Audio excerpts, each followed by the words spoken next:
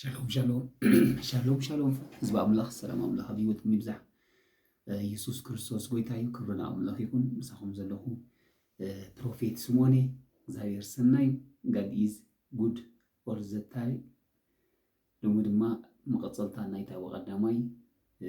ትዛረቦ መንፈስ እዩ ዝብል ፓርቲቱ ክንገብረላ ኢና። ክብርና ኣምላኽ ይኹን። ናብ ኩሉ ሰብ ክበፅሕ ሸር በልዎ፣ ሰብስክራይብ ግበሩ፣ ላይክ ግበሩ። ኢየሱስ ክርስቶስ ህያው እግዚአብሔር ክረዳእና እዩ። ምስጋር ክኸውን እዩ። ኣብ መንፈሳዊ ህይወትና ምሕያል ምስጋር ክኸውን እዩ። እንታይ ኢልና ነርና ብቐዳማይ ፓርት 1 ነዛረቦ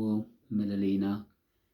መረዳዲእና ህይወትና እናብራኒና ኢልና ነርና። ክብርና ኣምላኽ ይኹን። ሎማዓንቲ ይሽተይ ትንክፍ ከብሎሞ ናብዚ ናይ ሎማዓንቲ ክሓልፍ እየ። ክብርና ኣምላኽ ይኹን። እንታይ ኢልና ነርና ልክዕ ከምቲ ናብዛ መንግስቲ ኣምላኽ ክንኣቱ ከለና መጀመርያ እንታይ ኢና ጌርና እንተኢልና ብልብና ኣሚና ብኣፍና መስኪርና ኢና ድሒና ዘለና። እታ ተድሕነና ዘላ ምእማን ጥራይ ኣይኮነትን ብኣፍና እውን መስኪርና ማለት እዩ። እና ሎሚ ድማ ኣብዛ መንግስትና ዘለናያ ናይ መንግስቲ ኣምላኽ ናይ ኣምላኽ መንግስቲ ብክርስቶስ ኢየሱስ ዝረኸብናያ ህይወት ዘለዋ መንግስቲ ናታ ዘረባ ኣሎ፣ ናታ ቋንቋ ኣሎ። ኢየሱስ ክርስቶስ ጎይታ እዩ። ብቐዳማይ እንታልና ነርና ክልተ መንግስቲ ኣለዉ፣ እሶም ክልቲኦም ድማ ኣንጻርዮም ኢልና ነርና። ኣንጻርዮም ካልኣይ ከዓ ነንበይኖም ቋንቋ እዩ ዘለዎም። እቲ በረኸት ክብል ከሎ እቲ ሓደ መርገም ይብል ማለት እዩ። እቲ ሓደ ክሕሱ ከሎ እቲ ሓደ ሓቂ ይዛረብ ማለት እዩ። እና እዞም ክልተ መንግስቲ ብሰብ እዮም ዳዓዩ ኢልና ነርና። ሎሚ መጠቀምያ መን ኮይና ኣለና? ኢየሱስ ክርስቶስ ጎይታ እዩ። ኣብ ቤትና ብንዘርኦ ደበለ ይኹን፣ ኣብ ሓዳርና ብንዘርኦ ዘበለ ይኹን፣ ኣብ ስራሕና ብንዘርኦ ዘበለ ይኹን፣ ኣብ ሕዋትና ብንዘርኦ ዘበለ ይኹን፣ ኣብዚ ብጣዕሚ ሚስ ከይንገብር ክንሕልዎ ዘለና እዩ ማለት እዩ። ብዙሕ የብለይን እትብሎ ነገራት ኣይክህልወካን፣ ብዙሕ ኣለኒ እትብሎ ነገራት ድማ ክህልወካ እዩ። ምክንያቱ ሞትን ህይወትን ኣብ ስልጣን መልሓስ ኢሉ እቲ ዘፍቅራ ድማ ፍሪኣ ክበልዕ ኢሉ። ሎማዓንቲ እነፍቅራ ድሕር ኮይንና ናይ መንግስትና ጥራይ ንዛረብ፣ ፍርዩ ድማ ክንበልዖ ኢና። ምክንያቱ ናትና መንግስቲ ፍሪኣ ጥዑም እዩ፣ ሰናይ እዩ፣ ብሉፅ እዩ፣ ፅቡቕ እዩ። እና ናይ መንግስትና ጥራይ ክንዛረብ፣ እቲ ናይ መንግስትና ሓሊና ክንዛረብ መንፈስ እዩ ድሕር ተባሂሉ እቲ ትዛረቦስ ይሰርሕ እንዳበልና ኢና። ሎሚ እንዘርኦ ዘበለ እንዛረቦ ዘበለ ሞት ይኹን ህይወት ይኹን ይበቁል እዩ። ኣብ ቤትካ ይበቁል እዩ፣ ኣብ ስራሕካ ይበቁል እዩ፣ ኣብ ሓዳርካ ይበቁል እዩ፣ ኣብ ሕዋትካ ይበቁል እዩ። እዚ ተረዲእና ብጣዕሚ እቲ ዘለናዮ ናቱ መንግስቲ ክንዛረብ ኣገዳሲ ማለት እዩ። ክብርና ኣምላኽ ይኹን። እግዚአብሔር ሰናይ ክዛረብ ከሎ ምሳሌ ምዕራፍ 10 ከባቢ 11 ሲ እንታይ ይብል ኣሎ? ኣፍ ጻድቕስ ናይ ህይወት ፈልፋልያ ኢሉ። ናይ ምንታይ ኢሉ ኣሎ? ኣፍ ጻድቕ ናይ ህይወት ፈልፋልያ ይብል ኣሎ። ኦኬ፣ ሕጂ መን እዩ እቲ ጻድቕ እዩ? ንሕና ኢና ብክርስቶስ ኢየሱስ ዝኣመና ኢና ናጻድቕ። ሕጂ ናቶም ኣፍስ እንታይ ይብል ኣሎ? ፈልፋሊ ህይወት ይብል ኣሎ። ፈልፋሊ ሞት ይበለን፣ ፈልፋሊ መርገም ይበለን፣ ፈልፋሊ በረኸት ይብል ኣሎ። ሎሚ ኢየሱስ ክርስቶስ ጎይታ እዩ። በረኸት ዘበለ ቃላት ክንጥቀም፣ ኢየሱስ ክርስቶስ ህያው እዩ። ብሉፅ ዝኾነ ቃላት፣ ዝሃንፅ ዘበለ ቃላት፣ ዝጠቅም ዘበለ ቃላት ክንጥቀም ኣገዳሲ ኣገዳሲ መንፈስ ክሳብ ዝኾነ ማለት እዩ። እቲ ካብ አንደበትና ዝወፅእ መንፈስ ስለ ዝኾነ ብጣዕሚ ዘገርም ብናይ ምድራዊ ክዛረበኩም ምድራዊ ኣብ ምድራዊ ቤት ምድራዊ ስጋዊ ማለት እዩ። ኣብ ቤት ፍርዲ ድሕሪ ከይድካ ቃልካ ይድወስድ። እቲ ካብ ኣፍካ ዝወፅእ ብዩ ፍርዲ ዘቕርበልካ ብዩ ብይን ደውፃልካ ማለት እዩ። ኣብ መንፈሳዊ ዓለምካ ከምኡ እዩ። በቲ መጠን ተዛረብካዮ ብይን ኣሎ ማለት እዩ። ናይ መንግስቲ ትዛረብ ኣለካ ከዓ ንዓኻ ይምልከት ማለት እዩ። ንዓይ ይምልከት። ሎሚ ግን እንታይ ንብላ ኣለና? መንፈስ ምዃኑ ተረዲእና ናይ መንግስትና ክንዛረብ። በቓል ኣፍካ ተተሓስካ በቓል ኣፍካ ተፈንጠርካ ይብል ምሳሌ 6:2 በቓል ኣፍካ ተተሓስካ በቓል ኣፍካ ተፈንጠርካ። ኦኬ፣ ሎሚ በቓል ኣፍና ዲና ተታሒስና ዘለና በቓል ኣፉ ተፈንጠረ ይብል ኣሎ። ብዙሕ መፈንጠርያ ዝኾነና ዘሎ እቲ ነውፅኦ ቃላት እዩ እቲ ነውፅኦ ቃላት ናይ መንግስቲ ንዛረብ ኣለና ክሳብ ዘይተረዳእና ብዙሕ ኣብ ህይወትና ኣብ ኣገልግሎትና ኣብ ናብራና ኣብ ህይወትና መፈንጠርያ ዝኾነ ቃላት ኢና ንዘርኢ ማለት እዩ ሎሚ ኢየሱስ ክርስቶስ ጎይታ እዩ በቓል ኣፍካ ተፈንጠርካ በቓል ኣፍካ ተታሓስካ ድሕሪ ኢሉ ኦኬ ክዓብይን ክብልፅግን ክጎይን ክፈርይን ኣብ ኣንደበተይ ዘሎ ኢየሱስ ክርስቶስ ብጣዕሚ ሓደ መዓልቲ እንታይ ገይሩ ሓደ ሓለቓ ሚእቲ ምፅእ ኢሉ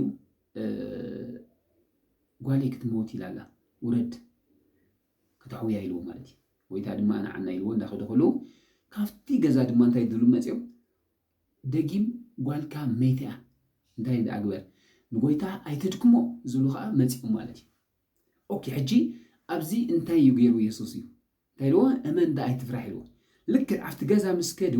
እንታይ ኮይኑ ተልኩምኒ መልቀስ እዩ ዘሎ ብኽያት እዩ ዘሎ ውዑይ ሓዘን እዩ ዘሎ ነገር ግን ኢየሱስ መጀመርያ እንታይ ኢሉ ተዛሪቡ ተልኩምንሲ እሶም መይታ ብልሎ ንሳ ከዓ እንታይ ይብላሉ ደቂሳ ኣላ ይብላሉ ረረረረ ኢየሱስ ክርስቶስ እያዊ ወዲያው መጀመርያ እቲ ክኸውን ንደልዮ ክንዛረብ ክንከል ኣለና እቲ ክንከውን ንደልዮ ኣብ ናብራና ክኸውን ንደልዮ ኣብ ሓዳርና ክኸውን እንደልዮ ኣብ ኣገልግሎትና ክኸውን እንደልዮ ኣብ ሕዋትና ክኸውን እንደልዮ ኢየሱስ ክርስቶስ ጎይታ ብሉፅ ዝኾነ ቃል ክነውፅ ኣለና መጀመርያ እቲ ኩነታት እኮ መይታ እያ ዘላኮ ብስጋ እኮ መይታ እያ ዘላ ኢየሱስ ጎይታይ ጎይታ ግን እንታይ ኢሉ ደቂሳ ኣላ ረ ኢየሱስ ክርስቶስ ጎይታ ደቂሳ ስለ ዘላ ብድሕሪ እንታይ ዓይነት ቃላት ተጠቂሙ ጓለይ ተንሲ ረ መጀመርያ ግን እንታይ ተጠቂሙ ተልኩምኒ መንፈሳዊ ዘረባ እዩ ዘርኢ እንታይ ዝብል ዘረባ ደቂሳ ኣላ ሎሚ ዝረኣናዮ ዘይኮንና ብክርስቶስ ዝኾንናዮ ክንዛረብ ብክርስቶስ ዝተቐበልናዮ ክንዛረብ የስ እቲ ዝርአ ንግዜ እዩ ተፃሒፉሉ እቲ ዘይርአ ግና ዘለኣለማዊ እዩ ተፃሒፉሉና እቲ ዘይርአ ክንዛረብ ናትና መንግስቲ ካብ ዘይርአ ትጅምር ስለ ዝኾነት ማለት እዩ ክብርና ኣምላኽ ይኹን እና ዓለም ትዛረቦ ንሕና ኣይንደግሞን ኢና ዓለም ሞት ክትዛረብ ኮላ ንስኻ ህይወት ትዛረብ ኢየሱስ ክርስቶስ ጎይታ ሎሚ ኣብ ቤትካ ህይወት ዘለዎ ዘረባ ክትዛረብ ሎሚ ኣብ ሓዳረ ህይወት ዘለዎ ዘረባ ክትዛረብ ኣብ ናብራይ ህይወት ዘለዎ ክትዛረብ ይግባእ ማለት እዩ ክብርና ኣምላኽ ይኹን ሓንቲ ቃል ከውፅእ እሞ ብኣ ክውድየ ኣብ ያዕቆብሲ እንታይ ዝብል ኣሎ ምስልኩም ያዕቆብ ምዕራፍ 1 26 ብጣዕሚ ዘገርም ቃል ኣሎ ያዕቆብ 1 ምዕራፍ 26 ተቃልኩም በይቀጥፍ ኢለ እንታይ ዝብል ቃል ኣሎ ሓደ እኳ ንልቡ ዳኣ ዘስሕቶ እምበር ያዕቆብ 1 ምዕራፍ 26 ሓደ እኳ ንልቡ ዳኣ ዘስሕቶ እምበር ልሳኑ ዘይለጉም እንተሎ ንኣምላኽ ዘመልኽ ከም ዘሎ እንተመሰሎ ኣምልኽኡ ኮንቱ ኢሉ እንታይ ይብላ ኣሎ ሓደ እኳ ንኣምላኽ ዘምልኽ ሓደ እኳ ንልቡ ዳኣ ዘስሕቶ እምበር ልሳኑ ዘይለጉም እንተሎ ንኣምላኽ ዘመልኽ ከም ዘሎ እንተመሰሎ ኣምልኽኡ ኮንቱ እዩ ይገርም ቆይ መጀመርያ ንኣምላኽ ከተገልግሎ ንኣምላኽ ከተምልኾን ዋና ኣገዳሲ ኮይኑ ተረኺቡ ዘሎ ብዚ ልጓም ክህልዎ ልጓም ማለት ዝተኣስረ ወይ ከዓ እቲ ትክክለኛ ክንዛረቦ ዝግባአና ምዝራብ ማለት እዩ ልጓም ዘይብሉ ሲ ንኣምላኽ ዘገልግል ዘሎስ ኣይምሰሎ ኢሉ ትክክል እዩ ማለት እዩ ልጓም እንተዘይብሎ ወይ ከዓ ኣንደበትካ ዘረባኻ ናይቲ ተቐሚጥካ ዘለኻ መንግስቲ ክሳብ ክዛረብ ለጀመርካ ታንፅ ደይኮንካ ተፍርስ ኢኻ ዘለኻ ማለት እዩ ሎሚ ንወለዶ ይኹን ንቤተይ ይኹን ንከባቢየ ይኹን መጀመርያ ኣነ ክጠቕሞ እንተኮይነ ካብ ኣንደበተይ ዝወፅእ ዘረባ መንፈስ ምዃኑ ክሳብ ዝተረዳእና እንታይ ኢና ክንብል ዘለና ብሉፅ ዝኾነ ምሩፅ ዝኾነ ዓወት ዘለዎ ዘረባ ክንዛረብ ይግባአና ማለት እዩ ንኣምላኽ ዘመልኽ ሕጂ ንኣምላኽ የገልግል ክትብል ትኽእል ኢኻ ክትራገም ድሕር ትውዕል ኣለኻ ኮንካ ክትፃረፍ ድሕር ትዕውል ኣለኻ ኮንካ ኣምላኽ ኣይኮነን ብኣኻ ዝርአ ዘሎ እቲ ሓደ መንግስቲ ብኣኻ ዝርአ ዘሎ ዳግም ተወሊድካ ኢኻ ነገር ግን ሓሳብካ ብዘይ ምቅያሩ ናይቲ ሓደ መንግስቲ ኣገልጋሊ ኮንካ ኣለኻ ማለት እዩ እና እንታይ ዝብለሉ ንልቡ ዳኣ ዘስሕቶ እምበር ልሳኑ ዘይለጉም እንተሎ ሎሚ ኢየሱስ ክርስቶስ ጎይታ እዩ ብጣዕሚ ኣብ ሂወትና ክንጥንቀቐሉ ዘለና እንታይ እዩ ተልና እንዛረቦ እዩ በቃ ህዝቢ ኣምላኽ ውድቕ ዘረባ ንዓኻ ኣይምጥነካን እዩ ድርባይ ዘረባ ንዓኻ ኣይምጥነካን እዩ ሞት ድሽትት ዘረባ ንዓኻ ኣይምጥነካን እዩ ንስኻ ንበረኸት ተፀዊዕኻ ኢኻ ንስኺ ንበረኸት ተፀዊዕኺ ኢኺ ኢየሱስ ክርስቶስ ጎይታ እዩ ንዓኺ ዝረኸበኪ ዘበለ ክባረኽ ይግቦ ካብ ኣንደበትኪ ዝተዘረበ ዘበለ ሰላም ክረክብ ይግቦ ኢየሱስ ክርስቶስ ጎይታ እዩ ቤትኪ ይኹን ከባቢኺ ይኹን ካብቲ ኣንደበትኪ ብምዝራቡ ዝተለዓለሲ ደስታ ክስምዖ ይግቦ ማለት እዩ ክብሪ ንኣምላኽ ይኹን ከምኡ ኮይ ማርያም ሲ እንታይ ገይራ ድምፂ ሰላምታ ናብ ኤልሳቤጥ ምስ ከእተሲ ድምፂ ሰላምታ ምስ ሰምዐሲ ኣብ ውሽጢ እንታይ ህፃን ተሳራሰረ ኢላ ሎማዓንቲ ንስኻ ሰላም ዘለዎ ደስታ ዘለዎ ሓጎስ ዘለዎ ዘረባ ክትዛረብ ምስ ትጅምር ካብ ቤትካ ሓሊፍካ ንወለዶ ክትከውን ትጅምር ኢኻ ማለት እዩ ንወለዶ ክትተርፍ ክትጅምር ኢኻ ወለዶ ንዓኻ ርዩ ክዓርፍ ክትጅምር እዩ በቃ ኩልኩል ይበሉ በቃ ውዱቕ ዘረባ ንሓወይ ዝጎድእ ዘረባ ንሓወይ ዝብድል ዘረባ ንሓወይ ዝሰብር ዘረባ ካብ ኣንደበተይ ኣይወፅን እዩ የስ ኣነ መጠቀምያ ኣምላኽ እየ ነፍሲ ወከፍ ንመፃኢ ደገፈ ንሓዉ ድማ ኣጆኻ በለ ኢሉ እና እዚ ተረዲእና ካብ ቤትና ትሒዝና ንቤትና እንታይ ዓይነት ዘረባ ንዛረብ ደሎ ድረአ ዘሎ ዲኮነ እነኖ ህይወት ዘለዎ ዘረባ ብሉፅ ዘረባ ካብ አንደበትና ክወጽእ ይግብኦ ምክንያቱ መንፈስ እዩ መንፈስ ክሳብ ዝኾነ ድማ ይሰርሕ ማለት እዩ ኢየሱስ ክርስቶስ ጎይታ ይሰርሕ ካብ ዘሎ ማዓንቲ ትሒዝና ካብ አንደበትና እንውጦ ክንጥንቀቀሉ እናቱ ፍረኢና ከዓ ንበልዕ ማለት እዩ ሞትን ህይወትን ኣብ ስልጣን መልሓስ ኣሎ እዩ ስልጣን ስንመን ተዋሂቧ ንመልሓስና ተዋሂቧ ሞትን ህይወትን ሲ ኣብ ምንታይ ኣሎ ኣብ መልሓስና እዩ ዘሎ እቲ ዘፍቅራ ድማ ፍሬኣ ክበልዕ ኢሉ ሎማዓንቲ ምርጫ ባና እዩ ዘሎ ሞት ዘለዎ ዘረባ ክትዛረብን ህይወት ዘለዎ ዘረባ ክትዛረብን ኣባኻ እዩ ዘሎ ትግደ ኣባ እዩ ዘሎ ትግደ ሎሚ እስከ ህይወት ንሕረ ሎሚ እስከ ህይወት ንሕረ ሎሚ እስከ በቃ ሰብሲ በቃ ንዓና ክረኽበና ከሎሲ ካበና ህይወት ዘለዎ ዘረባ ይውፃእ ንቤትና ይኹን ንሓዳርና ይኹን ንከባቢና ይኹን በቃ ህይወት ዘለዎ ዘረባስ ካብ አንደበትና ይውፃእ የስ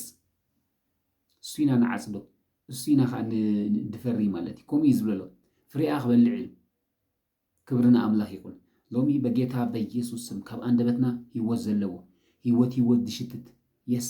ዘበርትዕ ዘሐይል ዘተንስእ ቃል ጥራይኻ ትጥቀም ህዝቢ ኣምላኽ ምክንያቱ እስኻ ተቐቢልካ ዘለኻ መንፈስ ህይወት ክሳብ ዝኾነ ህይወት ጥራይ ክትዛረብ እዩ ዝግብኣካ ሞት ክልኩል እዩ ኣባኻ ሞት ኣባኻ ክልኩል እዩ ህይወት ኣባኻ ዝሰርሕ ሎሚ ከም ኣገልገልቲ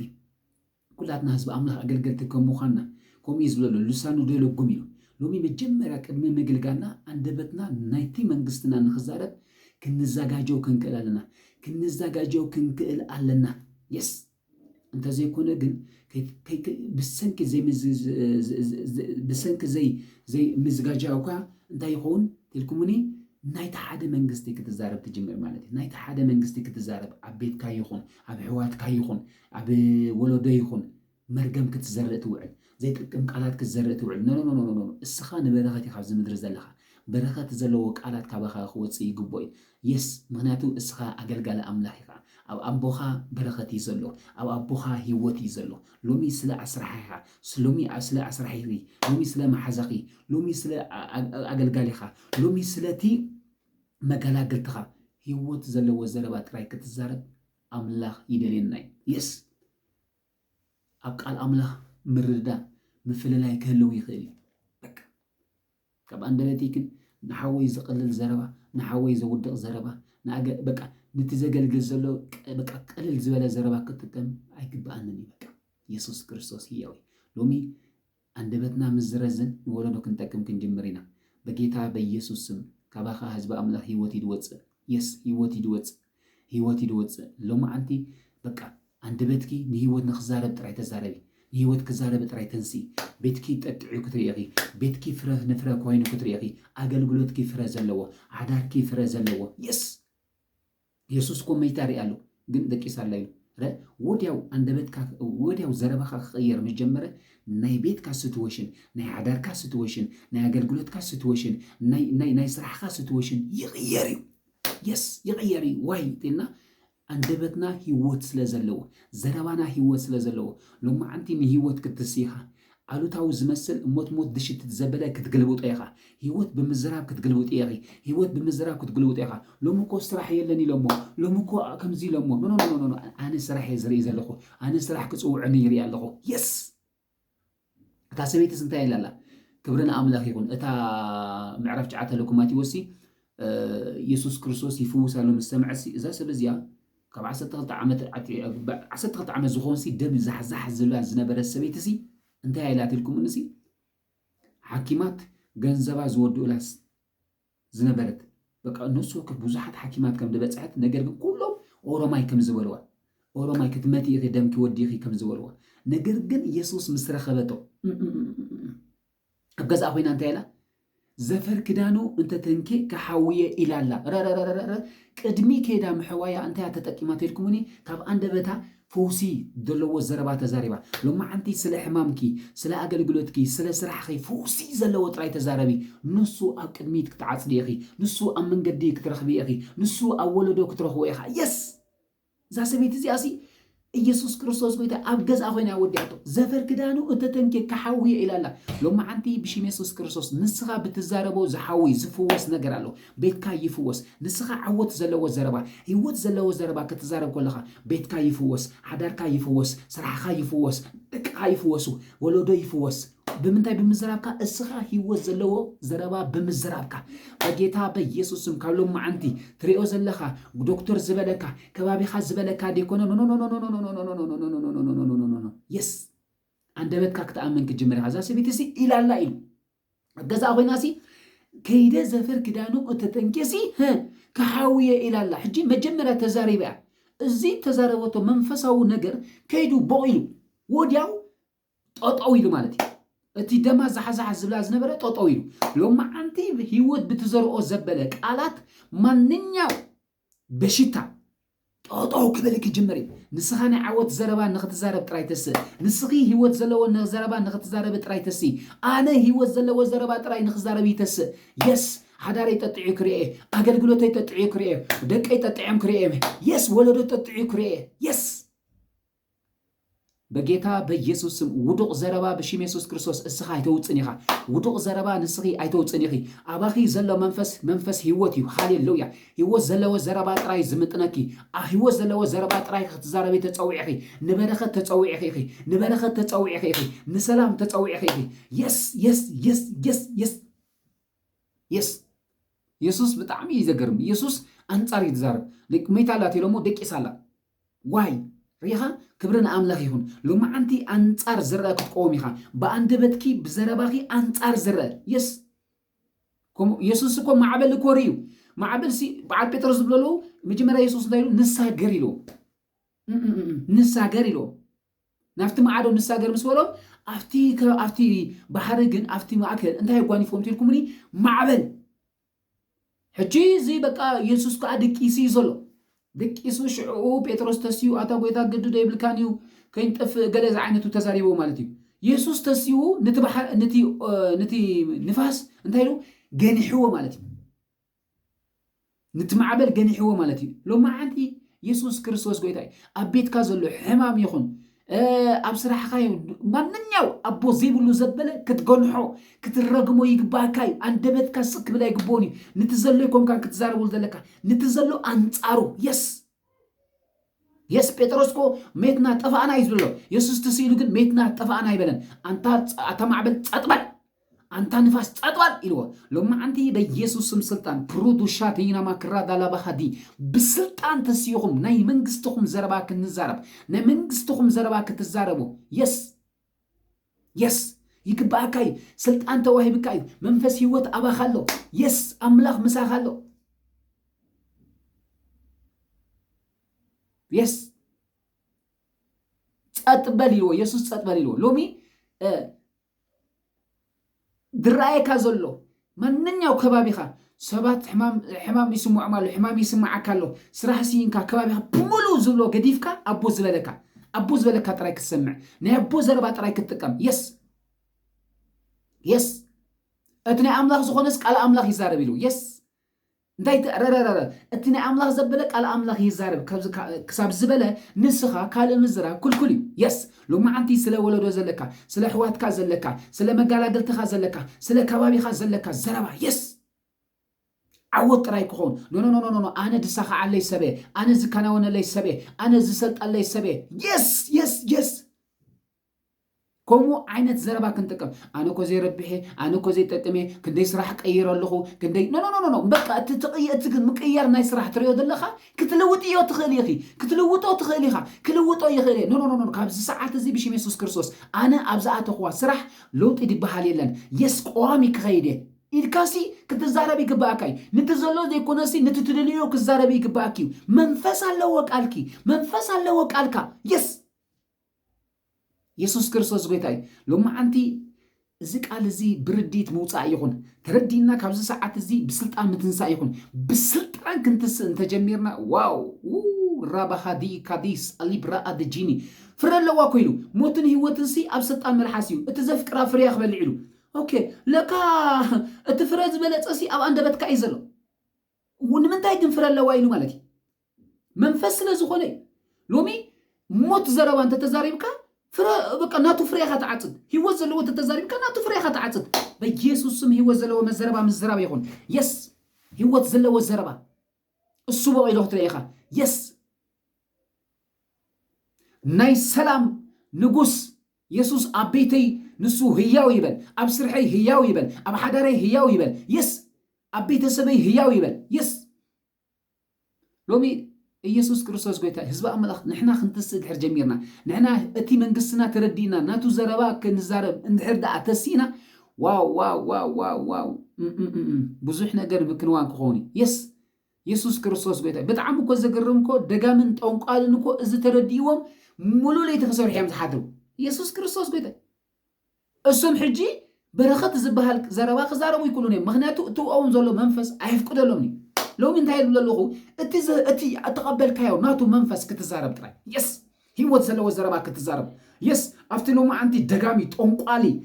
ዝዛረቦ ዘሎ ንዑ ኣንጻሩ ክትዛረብ ሜታላ ክንብሎ ከሎ ደቂሳላ ሎማዓንቲ ሞት እንዳተኣወጀ ከሎ በኢየሱስም ህይወት ይኹን ጥፍኣት እንዳተኣወጀ ከሎ ብሽም ኢየሱስ ክርስቶስ ሰላም ይኹን የስ ማናቱ ኣባኻ ዘሎ ይዓቢ ከምኡ ኮይኑ መጽሓፍ ቅዱስ ካብቶም ዘሎስ ኣባኹም ዘሎ ይዓቢ ኢሉ ኣባኻ እንታይ ዘሎ ይሕጂ ክብርና ኣምላኽ ይኹን በጌታ በኢየሱስ ስም ካብዚ ሰዓት እዚ ከባቢኻ ዘሎ ዙርያኻ ዘሎ ኣብ ቤትካ ጓኒፉ ዘሎ ዘረባ ምዝራብ ትሪኦ ዘለኻ ምዝራብ ገዲፍካ እቲ ህያው ዝኾነ የስ እቲ ትደልዮ ዘለኻ ምዝራብ ይኹን ንሱ ጠጢዑ ክትሪኢ ኢኺ ንሱ በቂሉ ክትሪኢ ኢኺ የስ እግዚአብሔር ሲ መጀመርያ ሲ እንድሕር ርኢናዮ ሲ ብርሃን ይኹን ኢሉ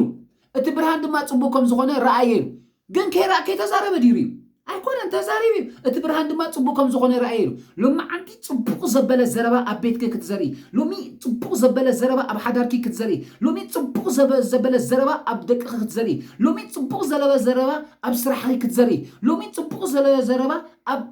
ወለዶ ክትዘርኢ ንሱ እንታይ ክኸውን እዩ ዋይ ጽቢቑ በቂሉ ክትርኢ ኢኺ ኢየሱስ ክብርን ኣምላኽ እግዚአብሔር ሲ ብርሃን ይኹን በለ ኢሉ እቲ ብርሃን ድማ ጽቡቕ ከም ዝኾነ ረኣየ ኢሉ ሎማዓንቲ ትዛረብዮ ዘበለ ናይ ህይወት ዘበለ በቂሉ ክትርኢ ኢኺ ጸቢቑ ክትርኢ ኢኺ የስ ጸቢቑ ክትርኢ ኢኻ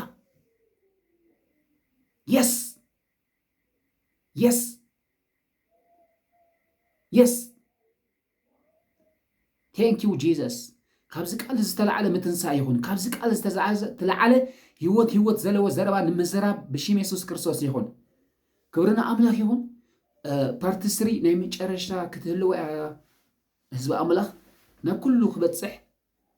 ሸር በልዎ ኢኹም እዚ ቃል እዚ ይጠቅም ይሃንጽ ኮይኑ ድሕር ረኺብኩሞ ድማ ሳብስክራይብ ግበርዎ ሸር ግበርዎ ኩሉ ሰብ ተጠቃሚ ክኾን ስለ ዘለዎ ማለት እዩ እዚ እቲ ህያው ዝኾነ ቃል እዩ የስ ሎማዓንቲ ቃሉ ልኢኹ ፈወሶም ካብ ጎዳጉዶም ድማ ኣናገፎም ይብል ማለት እዩ በቃሉ ምንጋፍ ክኾነልናይ በቃሉ ምትንሳእ ክኾነልናይ በቃሉ ምሕያል ክኾነልናይ የስ ንስኻ ብስጋይ ትሕይልኒኻ ንስኻ ብኹነታታይ ትሕይልኒኻ ንስኻ ብመንፈሱ ክትሕይል ኢኻ በጣም የዘፍቅረኩም God is good all the time. Shalom.